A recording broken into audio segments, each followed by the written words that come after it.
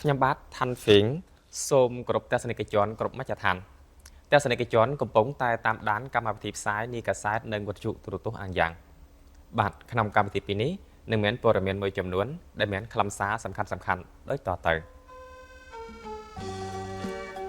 លោកវិញទៀងហៃលេខាគណៈកម្មាធិការបកខេត្តអាយ៉ាងចោះត្រួតពិនិត្យតំបន់ទេសចរណ៍មួយកម្មលោកហូវងមឹងប្រធានគណៈកម្មាធិការប្រជាជនខេត្តអាយ៉ាងបានអញ្ជើញទៅសួរសុខទុក្ខនិងជូនពរមូលដ្ឋានសាសនានាឱកាសបុណ្យវិសាខបូជាឆ្នាំ2026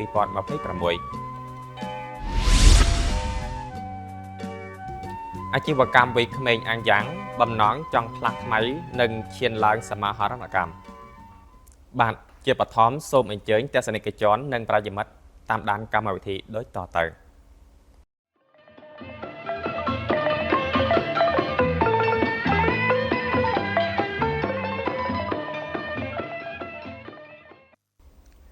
ទស្សនិកជនជាទីមេត្រីបន្តដំណើរចោះត្រួតពិនិត្យនិងស្ទង់មតិជាក់ស្ដែងនៅតាមមូលដ្ឋានក្នុងតំបន់បៃនុយកន្លងទៅថ្មីនេះគណៈប្រតិភូនៃគណៈកម្មាធិការបកខេត្តអាយ៉ាងដឹកនាំដោយលោកងឿងទៀងហៃសមាជិកគណៈកម្មាធិការមជ្ឈិមបកលេខាគណៈកម្មាធិការបកខេត្តប្រធានគណៈប្រតិភូរដ្ឋសភាខេត្តអាយ៉ាងបានអញ្ជើញទៅត្រួតពិនិត្យសកម្មភាពទាញយកផលទេសចរមួយកម្មអញ្ជើញជ្រុំក្នុងគណៈប្រតិភូនេះមានអ្នកស្រីងឿងថៃមិនទ្វីអនុប្រធានគណៈកម្មាធិការប្រជាជនខេត្តព្រមទាំងថ្នាក់ដឹកនាំគណៈផ្នែកថ្នាក់ខេត្តគណៈប្រតិភូបានចោះត្រួតពិនិត្យជាក់ស្ដែងនៅប្រព័ន្ធខ្សែកាបកន្លែងទស្សនាកំសាន្តខាងជំនឿសាសនាទេសភាពធម្មជាតិនិងតំបន់សេវាកម្មទេសចរនៅតំបន់ទេសចរមួយកម្ម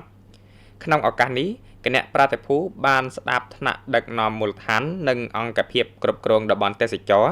រាយការណ៍អំពីការធ្វើសកម្មភាពលទ្ធផលនៃការទាញយកសេវាកម្មទេសចរការងារគ្រប់គ្រង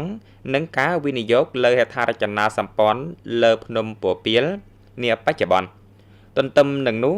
អង្គភាពប្រឹក្សាយោបល់បានបង្ហាញនៅគំនិតផ្ដួចផ្ដើមក្នុងការកសាងក្រុងផែនការសម្រាប់តំបន់ទេសចរមួយកម្មនួយកម្មគឺជាតំបន់ទេសចរដ៏សំខាន់មួយរបស់ខេត្តអាយ៉ាងដែលស្ថិតនៅក្រោមតំបន់ទេសចរបៃនុយដោយទាក់ទាញភ្ញៀវទេសចរមកទស្សនាច្រើនកកបច្ចុប្បន្នតំបន់ទេសចរនេះបានវិនិយោគហេដ្ឋារចនាសម្ព័ន្ធជាមូលដ្ឋានរួមមានប្រព័ន្ធខ្សែកាបផ្លូវឡើងភ្នំតំបន់ស្នាក់នៅភោជនីយដ្ឋានកន្លែងទស្សនានិងសេវាកម្មបម្រើភ្ញៀវទេសចរទីតាំងលេចធ្លោជាច្រើនដូចជារូបសំណាកព្រះសអាមេត្រីភ្នំពពាលវត្តវាងលិនវត្តហ្វាក់លើងនិងបឹងធុយលីមបានក្លាយជាគោលដៅទេសចរដកទាក់ទាញសម្រាប់ភ្ញៀវទេសចរនៅទីនេះថ្លែងមតិក្នុងដំណើរចោះត្រួតពិនិត្យលោកលេខាគណៈកម្មាធិការបកខេត្តងឿងទៀងហៃបានសង្កត់ធ្ងន់លើគោលបំណងនៃដំណើរចោះត្រួតពិនិត្យនិងស្ទង់មតិជាក់ស្ដែងនៅតាមមូលដ្ឋានក្នុងតំបន់បៃនុយដើម្បីវាយតម្លៃសភាពការអភិវឌ្ឍសេដ្ឋកិច្ចសង្គមសេវាកម្មនិងទេសចរតាមរយៈនោះដើម្បីក្តាប់បាននៅសក្តានុពលនិងគុណសម្បត្តិរបស់តំបន់ទាំងមូលតាំងពីនោះមានការតម្រង់ទិសជាក់ស្ដែងក្នុងការដឹកនាំនិងណែនាំអនុវត្តក្រុងផែនការអភិវឌ្ឍតំបន់បៃនុយដើម្បីពង្រីកតម្លៃអភិស្លទ្ធភាពលោកលេខាបកខេត្តក៏បានវាយតម្លៃខ្ពស់ចំពោះសក្តានុផលនិងគុណសម្បត្តិនៃតំបន់ទេសចរមួយកម្មដែលជាគោលដៅលេចធ្លោមួយរបស់ខេត្តអាយ៉ាងនិងតំបន់វរៈទន្លេកូឡុងចំពោះគំនិតផ្ដួចផ្ដើមក្នុងការរៀបចំក្រុងផែនការសម្រាប់តំបន់ទេសចរនួយកម្មលោកងឿងទៀងហៃបានវាយតម្លៃខ្ពស់ចំពោះស្មារតីនិងការទទួលខុសត្រូវរបស់អង្គភាពប្រឹក្សាយោបល់ក្នុងការកសាងក្រុងផែនការដែលមានគុណភាពល្អធានានៅគំនិតដឹកនាំរបស់គណៈកម្មាធិការបកខេត្តនិងគណៈកម្មាធិការប្រជាជនខេត្តលោកលេខាបកខេត្តបានអះអាងថានៅពេលដែលក្រុងផែនការនេះបានអនុវត្តជាក់ស្ដែងវានឹងបង្កើតបានជាតម្លៃនិងកម្លាំងចលករអភិវឌ្ឍន៍ដ៏សំខាន់មិនត្រឹមតែសម្រាប់ខេត្តអាងយ៉ាងប៉ុណ្ណោះទេប៉ុន្តែសម្រាប់តំបន់វរៈទន្លេគូឡុងទាំងមូលផងដែរលោកលេខាគណៈកម្មាធិការបកខេត្តងឿងទៀងហៃបានសំណូមពរអង្គភាពប្រឹក្សាយោបល់បន្តទទួលយកយោបល់ពីក្រុមហ៊ុនទេសចរនិងវិនិយោគិនធំៗទាំងក្នុងនិងក្រៅខេត្តដើម្បីទទួលបានក្រុងផែនការមានគុណភាពល្អបំផុត ក្តាប់ច្បាស់តម្រូវការវិនិយោគរបស់វិនិយោគិនយុទ្ធសាស្ត្រដើម្បីក្រុងផែនការនេះឆាប់បានអនុវត្តជាក់ស្ដែងទន្ទឹមនឹងនេះក្នុងដំណើរការរៀបចំក្រុងផែនការត្រូវធានាថាមិនប៉ះពាល់ដល់ទីតាំងឬសំណង់សំខាន់ៗខាងការពារប្រទេសជាតិនៅឡើយលោកងៀងទៀងហៃក៏បានសំណូមពរបណ្ដាមូលដ្ឋានបន្ទាប់ពីក្រុងផែនការបានអនុម័តត្រូវរៀបចំប្រកាសក្រុងផែនការមានប្រសិទ្ធភាពធានាភាពបើកចំហនិងដំណាភាពដើម្បីប្រជាពលរដ្ឋនិងអាជីវកម្មយល់ច្បាស់ស្ថាប័នសមត្ថកិច្ចនិងអាជ្ញាធរមូលដ្ឋានត្រូវយកចិត្តទុកដាក់និងគាំទ្រដល់វិនិយោគិនអស់ពីលទ្ធភាពក្នុងអំឡុងពេលអនុវត្តគម្រោងការដើម្បីគម្រោងការនានាឆាប់បានអនុវត្តរួមចំណែកដល់ការតេទៀងសក្តានុពលរបស់មូលដ្ឋានដ៏មានប្រសិទ្ធភាពទស្សនិកជនជាទីមេត្រីកាលពីពេលថ្មីនេះគណៈប្រតិភូដឹកនាំដោយលោកហូវ៉ាងមឹងសមាជិកគណៈកម្មាធិការមជ្ឈិមបក្សអនុលេខាបកខេត្តប្រធានគណៈកម្មាធិការប្រជាជនខេត្តអាងយ៉ាងបានទៅសួរសុខទុក្ខនិងជូនពរមូលដ្ឋានសាសនានានាក្នុងសង្កាត់រតយ៉ាក្នុងឱកាសបុណ្យវិសាខបូជាពុទ្ធសករាជ2570គ្រិស្តសករាជ2026នៅបណ្ដាកន្លែងអេងជើញទៅសួរសុខទុក្ខតាំងនាមគណៈកម្មាធិការបកខេត្តក្រុមប្រឹក្សាប្រជាជនខេត្តគណៈកម្មាធិការប្រជាជនខេត្តនិងគណៈកម្មាធិការណាសេមាតុភូមិវៀតណាមលោកហូវ៉ាងមឹងប្រធានគណៈកម្មាធិការប្រជាជនខេត្តអាំងយ៉ាងបានជូនពរនិងសាកសួរអំពីសុខភាពរបស់ព្រះសង្ឃភិក្ខុភិក្ខុនីអ្នកមុខអ្នកការពុទ្ធសាសនិកជាច្រើនអ្នកក្នុងខេត្តផ្ដល់ព័ត៌មានអំពីស្ថានភាពអភិវឌ្ឍសេដ្ឋកិច្ចសង្គមក្នុងមូលដ្ឋានលោកហូវ៉ាងមឹងប្រធានគណៈកម្មាធិការប្រជាជនខេត្តអាំងយ៉ាងបានថ្លែងថាក្នុងរយៈពេលថ្មីនេះជាពិសេសចាប់តាំងពីការអនុវត្តគោលនយោបាយរបស់បកនិងរដ្ឋអំពីការចាត់តាំងអាជ្ញាធរមូលដ្ឋានពីថ្នាក់ខេត្តអាំងយ៉ាងបានផ្ដោតលើការអភិវឌ្ឍសេដ្ឋកិច្ចសង្គមលើកកម្ពស់ជីវភាពរស់នៅរបស់ប្រជាជនទន្ទឹមនឹងនោះបង្កលក្ខណៈងាយស្រួលដើម្បីបណ្ដាសាសនាធ្វើសកម្មភាពតាមច្បាប់កំណត់ក្នុងនោះមានតាំងពីព្រះពុទ្ធសាសនាផងដែរនៅឆ្នាំ2025នៅត្រីមាសទី1ឆ្នាំ2026ខេត្តអាំងយ៉ាងសម្រេចបានអត្រាកំណើនសេដ្ឋកិច្ចនាំមុខគេក្នុងតំបន់វាលទន្លេគូឡុងមានកម្រិតកំណត់សេដ្ឋកិច្ចសង្គមជាច្រើនសម្រាប់នឹងលើសផែនការដាក់ចេញខេត្តបានរៀបចំអង្គសន្និបាតប្រកាសផែនការនិងលើកកម្ពស់ការវិនិយោគដែលទាក់ទាញអាជីវកម្មជាច្រើនឲ្យមកស្វែងយល់និងវិនិយោគលើភូមិសាស្ត្រដោយបើកឱកាសអភិវឌ្ឍថ្មីនិងរួមចំណែកដល់ការលើកកម្ពស់ជីវភាពរស់នៅរបស់ប្រជាជនកាន់តែមានប្រសិទ្ធភាពលោកហូវ៉ាងមឹងប្រធានគណៈកម្មាធិការប្រជាជនខេត្តអាំងយ៉ាងបានទទួលស្គាល់និងសរសើរចំពោះការរួមចំណែករបស់សមាគមពុទ្ធសាសនាវៀតណាមខេត្តអាំងយ៉ាងក្នុងការងារសុខុមាលភាពសង្គមការគិតគូរជីវភាពរស់នៅរបស់ប្រជាជនក្រីក្រកសាងធ្លុងមហាសាមគ្គីប្រជាជាតិសាយភាយតម្លៃសិលធម៌ល្អប្រសើរក្នុងជីវភាពរស់នៅសង្គមលោកក៏បានសម្ដែងក្តីសង្ឃឹមថាព្រះសង្ឃគ្រប់ព្រះអង្គភិក្ខុនីនិងពុទ្ធបរិស័ទនឹងបន្តសហការជាមួយអាជ្ញាធរមូលដ្ឋានក្នុងចលនាប្រឡងប្រណាំងស្នេហាជាតិដោយរួមចំណែកកសាងខេត្តអាំងយ៉ាងអភិវឌ្ឍដោយចីរភាពតាំងនាមព្រះសង្ឃភិក្ខុភិក្ខុនីពុទ្ធបរិស័ទក្នុងខេត្ត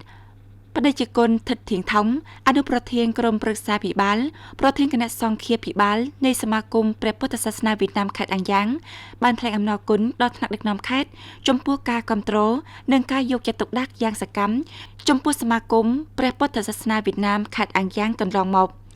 លោកក៏បានបញ្ជាក់ផងដែរថាសមាគមនៅបន្តលើកកម្ពស់សាមគ្គីភាពពង្រឹងទំនាក់ទំនងជាមួយនឹងសាសនាដទៃទៀតរួមចំណែកដល់ការកសាងភូមិស្រុកអាំងយ៉ាងឲ្យកាន់តែរីកចម្រើននិងស្រស់ស្អាតបង្កើនការឃោសនាផ្សព្វផ្សាយចលនានិងលើកទឹកចិត្តព្រះសង្ឃភិក្ខុនីនិងពុទ្ធបរិស័ទប្រតិបត្តិល្អគោលការណ៍ណែនាំរបស់បកគោលនយោបាយនិងច្បាប់របស់រដ្ឋរួមចំណែកយ៉ាងសកម្មក្នុងការកសាងជីវភាពសុខសាន្តសង្គមនិងបង្ហាញការទទួលខុសត្រូវចំពោះប្រទេសជាតិនិងសហគមន៍ក្នុងឱកាសនេះព្រះតេជគុណថិតធៀងថងក៏បានផ្ដល់ព័ត៌មានអំពីការរៀបចំសម្រាប់មហាសន្និបាតតំណាងព្រះពុទ្ធសាសនាខេត្តអាំងយ៉ាងលើកទី1អាណត្តិ2026-2031ដែលត្រូវបានរៀបចំឡើងនៅចុងខែមិថុនាខាងមុខនេះក្នុងឱកាសនៃពិធីបុណ្យវិសាខបូជាពុទ្ធសករាជ2570គ្រិស្តសករាជ2026 លោកហូវ៉ាងមឹងប្រធានគណៈកម្មាធិការប្រជាជនខេត្តអាំងយ៉ាងនិងថ្នាក់ដឹកនាំនៃសង្កាត់រិទ្យាបានប្រកាសអំណោយដើម្បីអបអរសាទរមូលដ្ឋានព្រះពុទ្ធសាសនានានានាឱកាសពិធីបុណ្យវិសាខបូជា លោកអ្នកនាងនិងប្រិយមិត្តជាទីមេត្រីក្នុងលំហដកខ្លាំងក្លានៃសេដ្ឋកិច្ច Digital ភាពរវាស់រវើយនិងសមត្ថភាពសម្រាប់បានคล้ายជាកូនសោដ៏សំខាន់សម្រាប់ការរស់រានមានជីវិតរបស់អាជីវកម្មនៅលើទឹកដីអាំងយ៉ាងដែលជាកន្លែងប្រមូលផ្ដុំសក្តានុពលដ៏ធំធេងអំពីកសិកម្មនិងពាណិជ្ជកម្មសេវាកម្មមានអាជីវករវ័យក្មេងកំពុងក្រោកឈរឡើងជាមួយនឹងបំណងប្រាថ្នាមិនត្រឹមតែធ្វើមានបានសម្រាប់ខ្លួនប៉ុណ្ណោះទេប៉ុន្តែថែមទាំងជំរុញពាណិជ្ជសញ្ញាភូមិស្រុកឈានទៅរកកម្រិតអន្តរជាតិទៀតផង បណ្ដាថ្ងៃខែឧសភាទៅកន្លងមកនេះបរិយាកាសផ្លូវថ្មើរជើងងឿងហែនៅមជ្ឈមណ្ឌលលង្សៀងមានភាពអ៊ូអរជាងពេលណាៗទាំងអស់ស្ថិតក្រោមពន្លឺភ្លើងចាំងភ្លឺផ្លេតនៃថ្ងៃបុណ្យស្ទង់តាំងពីពណ៌ជាង70ដែលមានពណ៌ស្រស់ឆើតឆាយមិនត្រឹមតែជាកន្លែងដាក់តាំងបង្ហាញផលិតផលប៉ុណ្ណោះទេប៉ុន្តែថែមទាំងជាសក្ខីភាពបញ្ជាក់ពីភាពរស់រវើកយ៉ាងខ្លាំងក្លារបស់សហគមន៍អាជីវករវ័យក្មេងនៅតំបន់វារីបទន្លេគូឡុងនេះជាលើកទី5ទិវាអាជីវករបានរៀបចំឡើងជាចំណុចដ៏ពិសេសមួយកត់សម្គាល់ការរីកចម្រើនរបស់សមាគមអាជីវករវ័យក្មេងអាំងយ៉ាង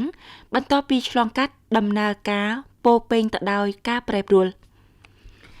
ដើម្បីទទួលបានទីតាំងដ៏រឹងមាំដោយសពថ្ងៃនេះសហគមន៍អាជីវករវ័យក្មេងខេត្តអាំងយ៉ាងបានឆ្លងកាត់អាណត្តិ2021-2026ជាមួយនឹងការលំបាកសាកល្បងដែលមិនធ្លាប់មានពីមុនមកការប្រែប្រួលសេដ្ឋកិច្ចសកលលោកការរអាក់រអួលនៃខ្សែសង្វាក់ផ្គត់ផ្គង់ជាពិសេសគឺដំណើរការរួមបញ្ចូលក្បាលម៉ាស៊ីនបានដាក់ឲ្យអាជីវកម្មនៅចំណុចមួយរស់រានឬរំសាយក៏ប៉ុន្តែដោយស្ថិតនៅក្នុងការលំបាកនោះហើយទើបភាពក្លាហានរបស់អាជីវកម្មនៅលើទឹកដីកំណត់របស់ប្រធានតុកដឹកថាំងកាន់តែបញ្ចេញពន្លឺឡើងដោយទិស្លោកចង់ធ្វើដំណើរទៅឆ្ងាយត្រូវដើរទៅជាមួយគ្នាសមាគមអាជីវករវ័យក្មេងបានក្លាយជាផ្ទះរួមដ៏ពិតប្រាកដនិងជាស្ពានតភ្ជាប់យ៉ាងរឹងមាំរវាងអាជ្ញាធរនិងអាជីវកម្មពីគម្រោងកសិកម្មបៃតងតម្រងស្រូវអង្ករគុណភាពខ្ពស់រហូតដល់វិធានការបច្ចេកវិទ្យា Digital